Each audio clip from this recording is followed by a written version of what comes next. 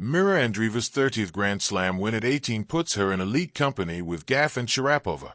Mirra Andreeva cruised into the third round of the Australian Open by crushing former world number 3 Maria Sakkari 6-0, 6-4.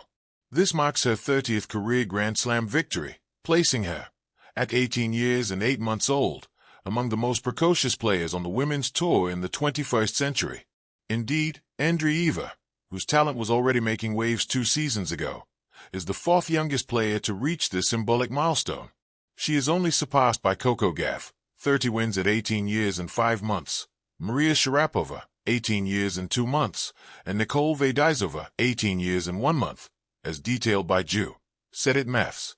As for the absolute record in the Open era, Jennifer Capriati holds it with 30 Grand Slam victories at 16 years and 2 months.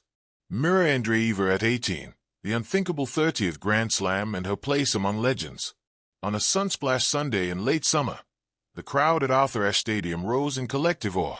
When the final point was struck, a razor-sharp backhand down the line that kissed the white tape of the service box before landing out of reach, every spectator knew they had witnessed something extraordinary. Mirra Andreeva, barely 18 years old, had just won her 30th Grand Slam singles title.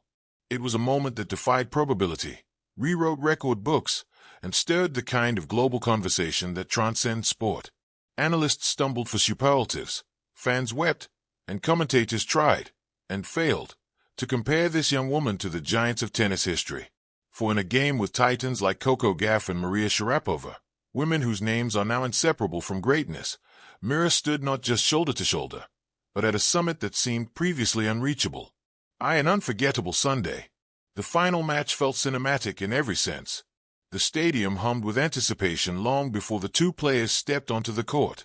The warm breeze carried the rhythm of cheers and the scent of hot dogs and sunscreen, a backdrop as familiar to tennis fans as the patter of tennis balls on hard court.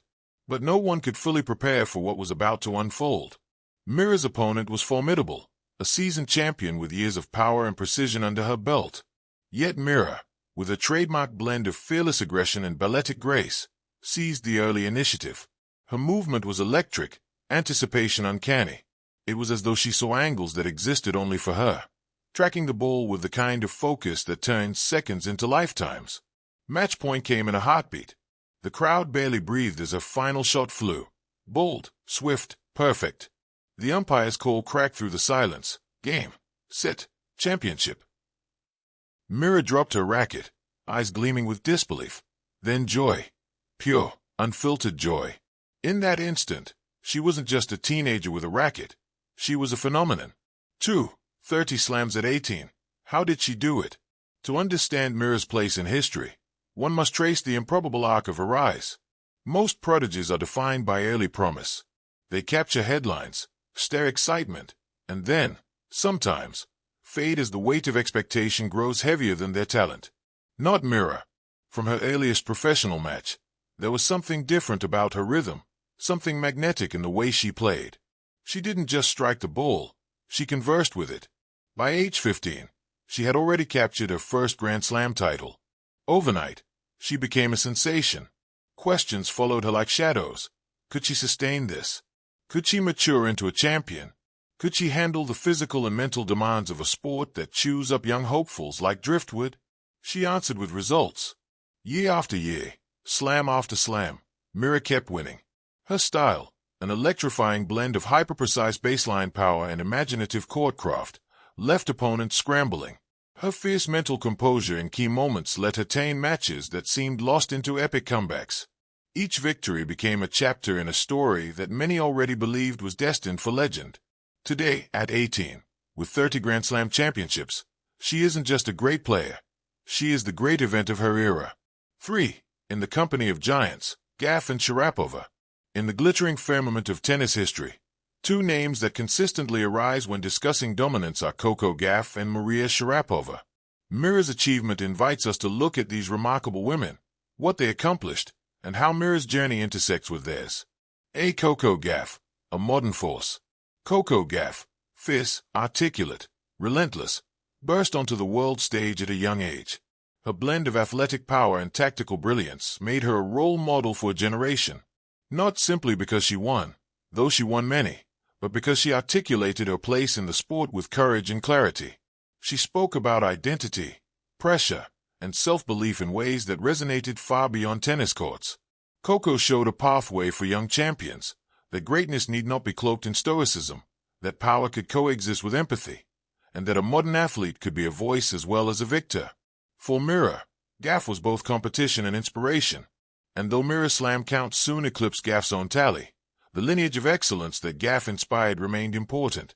The courage to believe, the hunger for growth, and the poise to lead. B. Maria Sharapova, elegance and edge. Maria Sharapova was a quiet storm, a fierce competitor with a relentless drive. Her game paired Russian intensity with an almost poetic precision. She stormed through rivals with ferocity and grace, her mental steel forged in the crucible of early success and public scrutiny. Sharapova's legacy, her trademark grit, showed young players what it meant to evolve, to stay relentlessly committed, and to endure. She defined a generation of tennis with power, presence, and a visceral intensity that reshaped expectations for women in sport.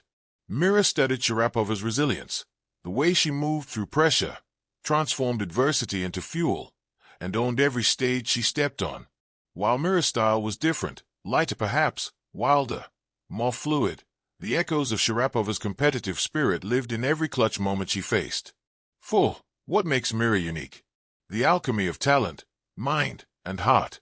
30 Grand Slams by 18 is not simply a product of talent. That would be a convenient explanation. What Mirra possesses, though hard to quantify, is something deeper, a rare alchemy of instinct, emotional resilience, and vision. 1. The instinct of play. Some read the court like a map. Mirra felt it. Her anticipation was almost precognitive. She moved before the ball was struck, not reacting, but foreseeing. It was as if the game unfolded not in linear time, but in layered possibility. Her footwork wasn't just movement. It was choreography tuned to the subtlest rhythms of the point. She didn't hit winners. She created.